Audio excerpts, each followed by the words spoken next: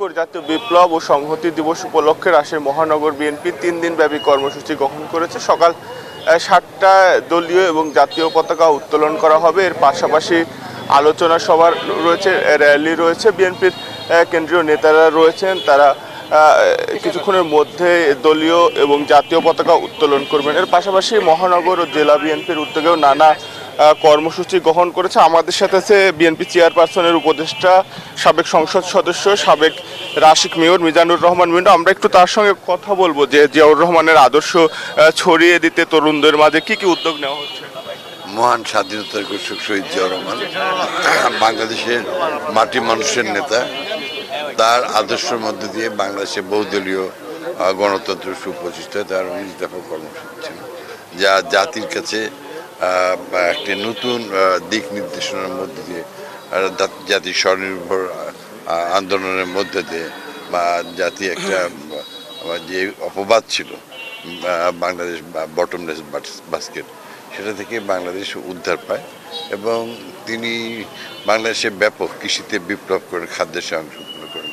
তার সময় দেশ থেকে আমাদের হাজার হাজার কর্মক্ষম সন্তানেরা তারা বিদেশে চাকরির মধ্যে দিয়ে বৈদেশিক মুদ্রা অর্জন করে দেশে পাঠিয়ে দেশকে সমৃদ্ধশালী করেন এবং গার্মেন্টস শিল্প মধ্য দিয়ে একটা নিউ জেনারেশন তরুণ প্রজন্মকে এই গার্মেন্টস ব্যবসার মধ্যে দিয়ে তিনি উদ্বুদ্ধ করে আজ এবং ক্ষুদ্র শিল্প স্থাপন করে বাংলাদেশে আধুনিক বিশ্বে বস্ত্রশিল্পে আজকে প্রায় সর্বোচ্চ পর্যায়ে আছে।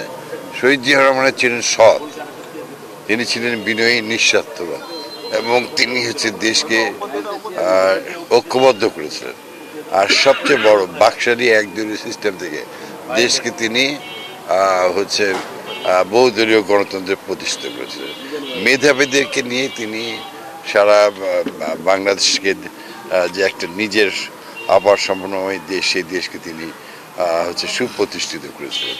এটি সারা বাংলাদেশ না, সারা বিশ্বের মুসলিম বিশ্ব শহীদ জিয়াউর রহমানকে একটা আদর্শ জানত। আমাদের প্রিয় নেতা, তিনি আসলেন, দেখলেন, জয় করলেন, জীবন দিয়ে চলে গেলেন। আমরা এক সাগর পানি ফেলে আমরা আজকে তার আশায় আমরা সবসময় তার আদর্শ নিয়ে আমরা সুপ্রতিষ্ঠিত করছি।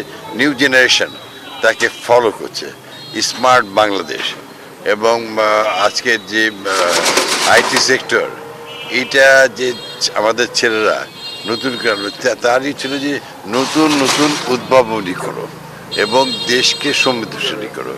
আর তার সবচেয়ে অবদান ছিল যে একটি ঐক্যবদ্ধ বাংলাদেশ।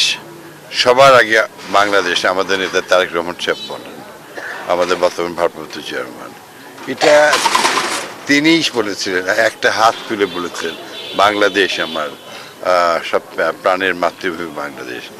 জীবনে বাংলাদেশ স্বর্ণের স্বপ্নে সবসময় দেশের স্বাধীনতা সার্বভৌমত্ব রক্ষায় তিনি বাংলাদেশের যুবক সমাজকে যে উদ্বুদ্ধ করে গেছেন।